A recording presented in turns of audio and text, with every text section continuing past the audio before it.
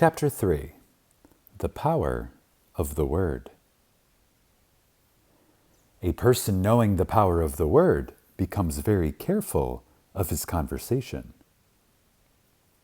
He has only to watch the reaction of his words to know that they do not return void.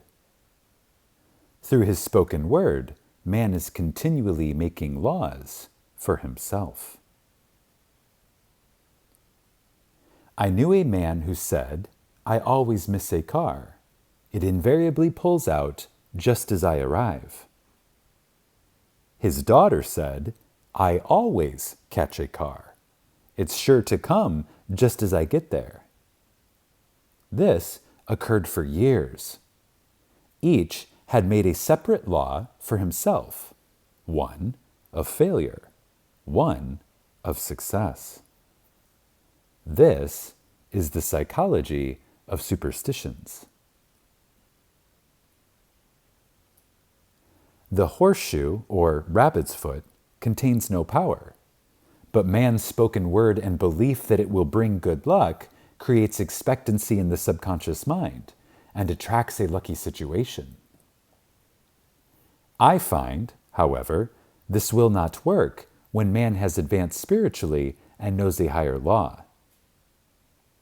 One cannot turn back and must put away graven images.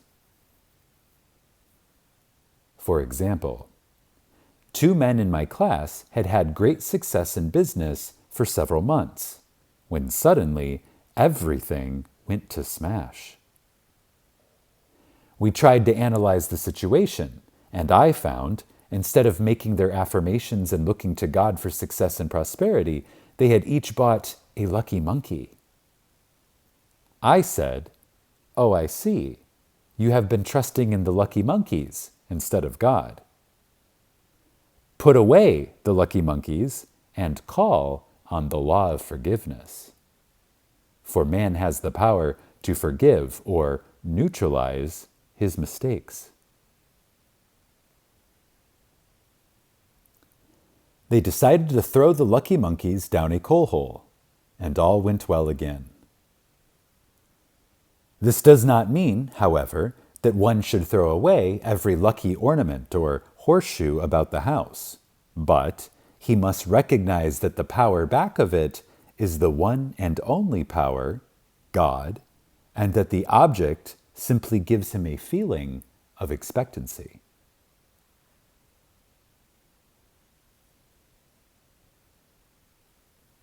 I was with a friend one day who was in deep despair. In crossing the street, she picked up a horseshoe. Immediately, she was filled with joy and hope. She said God had sent her the horseshoe in order to keep up her courage. It was indeed at that moment about the only thing that could have registered in her consciousness. Her hope became faith, and she ultimately made a wonderful demonstration. I wish to make the point clear that the men previously mentioned were depending on the monkeys alone, while this woman recognized the power back of the horseshoe. I know, in my own case, it took a long while to get out of a belief that a certain thing brought disappointment. If the thing happened, disappointment invariably followed. I found the only way I could make a change in the subconscious was by asserting, there are not 2 powers. There is only one power, God. Therefore, there are not disappointments. And this thing means a happy surprise. I noticed a change at once, and happy surprises commenced coming my way.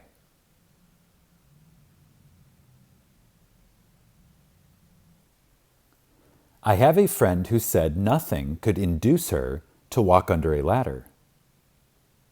I said, if you are afraid, you are giving into a belief in 2 powers, good and evil, instead of just one. As God is absolute, there can be no opposing power, unless man makes the false of evil for himself. To show you believe in only one power, God, and that there is no power or reality in evil, walk under the next ladder you see. Soon after, she went to her bank. She wished to open her box in the safe deposit vault, and there stood a ladder on her pathway. It was impossible to reach the box without passing under the ladder. She quailed with fear and turned back. She could not face the lion on her pathway.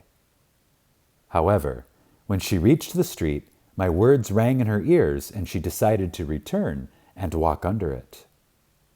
It was a big moment in her life, for ladders had held her in bondage for years. She retraced her steps to the vault, and the ladder was no longer there. This often happens.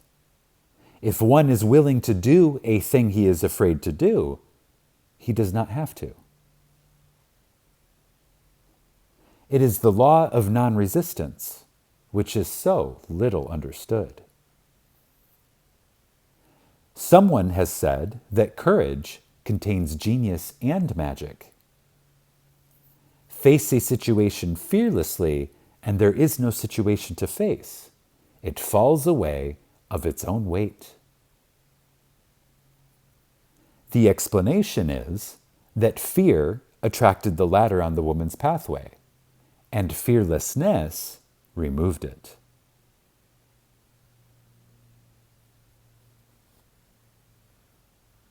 Thus, the invisible forces are ever working for man, who is always pulling the strings himself, though he does not know it. Owing to the vibratory power of words, whatever man voices, he begins to attract. People who continually speak of disease invariably attract it.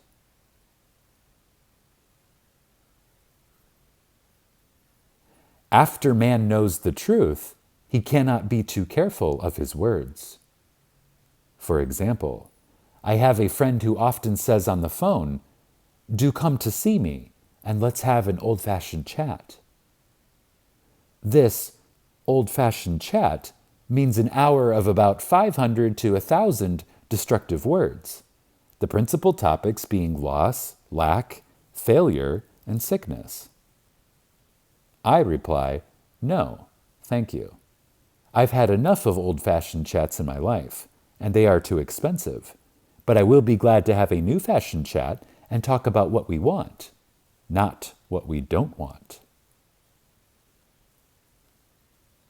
There is an old saying that man only dares use his words for three purposes: to heal, bless, or prosper. What man says of others will be said of him, and what he wishes for another, he is wishing for himself. Curses, like chickens, come home to roost.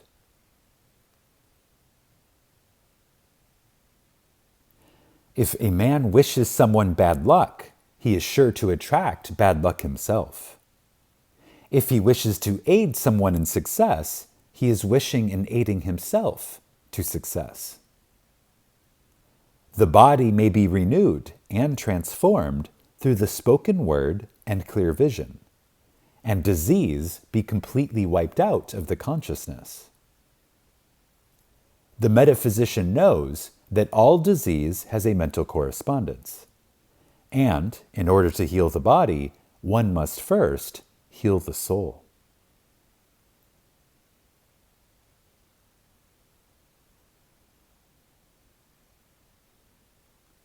The soul is the subconscious mind, and it must be saved from wrong thinking.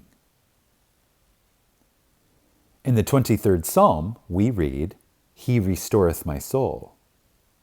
This means that the subconscious mind, or soul, must be restored with the right ideas. And the mystical marriage is the marriage of the soul and the spirit, or the subconscious and superconscious mind. They must be one. When the subconscious is flooded with the perfect ideas of the superconscious, God and man are one. I and the Father are one. That is, he is one with the realm of perfect ideas. He is the man made in God's likeness and image, imagination, and is given power and dominion over all created things, his mind, his body, and affairs.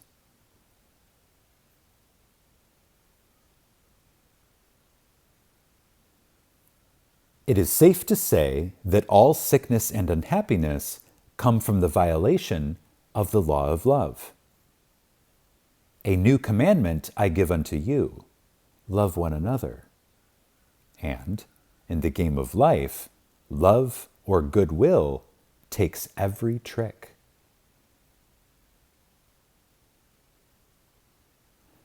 For example, a woman I know had, for years, an appearance of a terrible skin disease. The doctors told her it was incurable, and she was in despair. She was on the stage, and she feared she would soon have to give up her profession, and she had no other means of support. She, however, procured a good engagement, and, on the opening night, made a great hit. She received flattering notices from the critics, and was joyful and elated. The next day, she received a notice of dismissal. A man in the cast had been jealous of her success and had caused her to be sent away. She felt hatred and resentment taking complete possession of her, and she cried out, "Oh God, don't let me hate that man." That night, she worked hours in the silence. She said, "I soon came into a very deep silence. I seemed to be at peace with myself, with the man, and with the whole world." I continued this for 2 following nights, and on the 3rd day, I found I was completely healed of the skin disease. In asking for love, or goodwill, she had fulfilled the law. For love is the fulfilling of the law, and the disease, which came from subconscious resentment, was wiped out.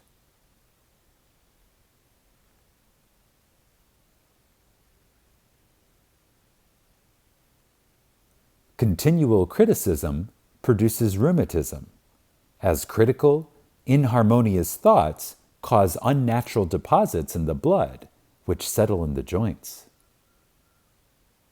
False growths are caused by jealousy, hatred, unforgiveness, fear, etc. Every disease is caused by a mind not at ease. I said once in my class, there is no use asking anyone, "What's the matter with you?" We might just as well as say, "Who is the matter with you?" Unforgiveness is the most prolific cause of disease. Unforgiveness will harden arteries or liver and will affect the eyesight. In its train are endless ills.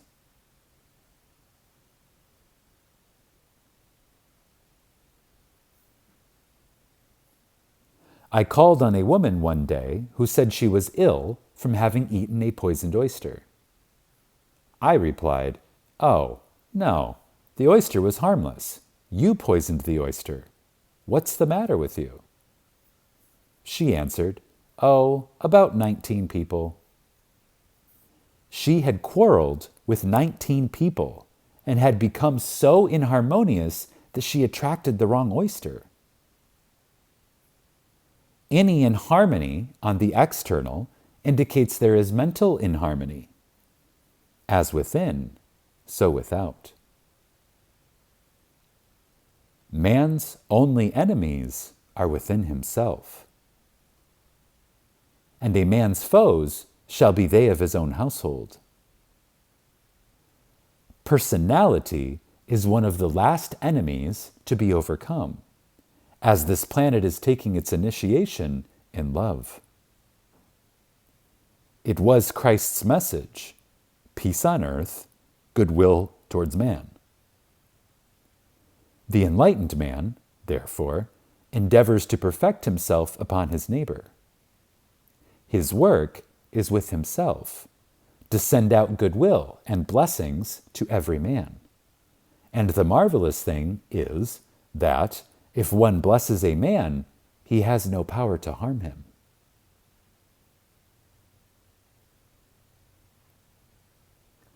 For example, a man came to me asking to treat for success in business.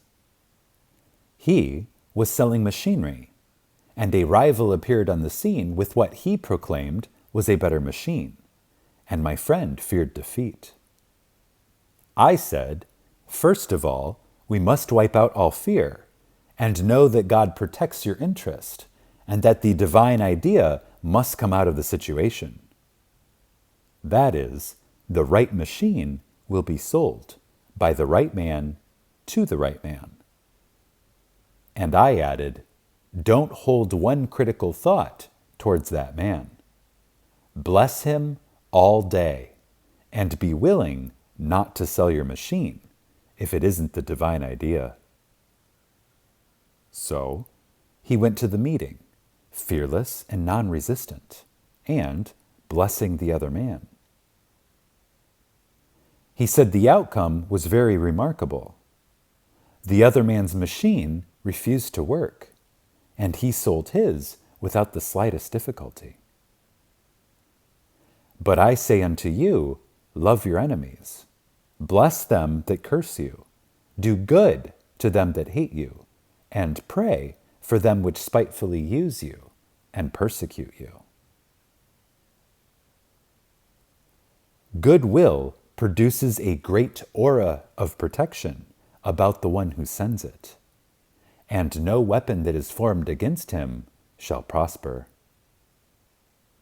In other words, love and goodwill destroy the enemies with oneself. Therefore, one has no enemies on the external. There is peace on earth for him who sends goodwill to man.